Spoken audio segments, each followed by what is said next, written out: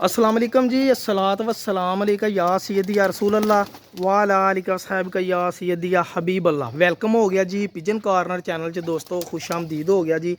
लो भाई जान, ए छोटा जिहा एक कंप्लीट मतलब कि विच 5 ਤੋਂ 6 जोड़े ਜਿਹੜੇ मुकम्मल आ, यानी कि 6-7 जोड़े मुकम्मल आ, 1-2 नारी या मादी एक्सट्रा वा।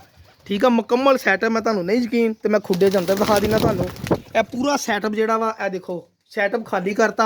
ए मैं जोड़े लैन लगा सर कबूतर, और माशाल्लाह ना ए ननकाने वाला लाखा जिहड़ा कबूतर आ, ਇਹਦਾ रिजल्ट पत्थर ते लकीर आ।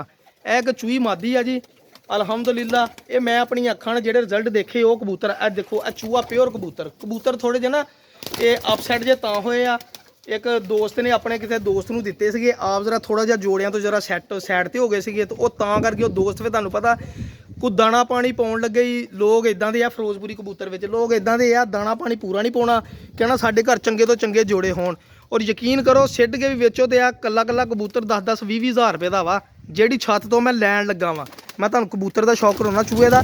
यह देखो यह इन्हां दी मेन घर की नस्ल आ जी, चूहे ब्रीड। यह लभ्या भी नहीं लभदे हैगे आ कबूतर भाजी। रिजल्ट 100/100 रिजल्ट है कबूतर, चेक करो जरा माशाल्लाह। ठीक है जी, ਇਹਦੀ ਗਰੰਟੀ 100/100 ਆ। ਜਿਹੜੇ ਉਸਤਾਦ ਸਾਹਿਬ ਕੋ ਮੈਂ ਲੈ ਕੇ ਚੱਲਾਂ ਵਾ, ਇਹਨਾਂ ਦੀ 100/100। ਇਹ ਟੈਡੀ ਮਾਦੀ ਆ, ਇਹ ਮਾਦੀਆਂ ਵਾ ਵਿੱਚ, ਇਹ ਪੱਠਾ ਡਾਉਣ ਲਈ ਆ।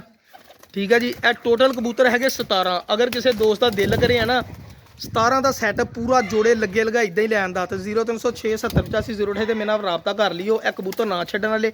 ਬਾਕੀ ਜਿਹੜੀ ਵੀਡੀਓ ਮੈਂ ਘਰ ਜਾ ਕੇ ਕਬੂਤਰ ਫੜ ਕੇ ਤੁਹਾਨੂੰ ਸ਼ੌਕ ਕਰਾਉਣਾ ਵਾ, ਇੱਥੇ ਇਜਾਜ਼ਤ ਨਹੀਂ ਹੈਗੀ ਉਸਤਾਦ ਸਾਹਿਬ ਤੇ ਨਹੀਂ। ਇਹ ਚੈੱਕ ਕਰੋ ਕਸੂਰੀ ਇਸ ਕਬੂਤਰ ਦਾ ਭਾਜੀ, ਇੱਟ ਤੋਂ ਬੱਚਾ ਡਾਓਗੇ ਇੱਟ ਤੇ ਬਹਿਗਾ ਇਨਸ਼ਾਅੱਲਾ।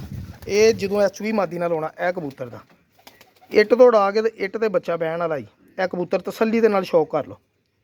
ठीक है जी दोस्तों, अगर किसी भरा की समझ आवे ना पूरा सैट लैन की तो मेरे नाल राबता कर ले, जे नहीं तो फिर भाजी है देखो गोल्डन कबूतर।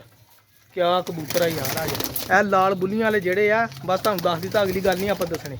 ये बनणगे इंशाअल्लाह, इहदे विचों पीलियां पलकां वाले टैडी या मादियां वा लाखियां वा। बाकी दवावां च याद रखो तो पिजन कॉर्नर चैनल सबसक्राइब करो। अल्लाह।